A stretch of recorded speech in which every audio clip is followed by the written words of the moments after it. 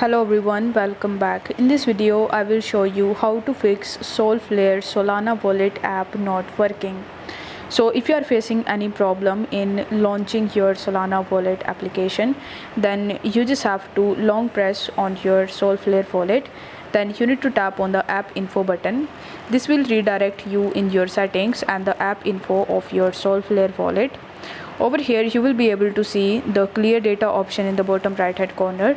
So you need to tap on it and then you need to tap on clear cache and then press OK.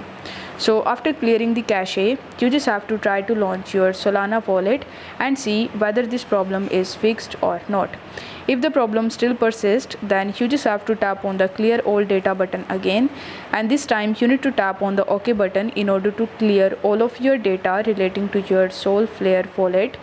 Then you just have to launch your Solflare wallet and check the problem is fixed.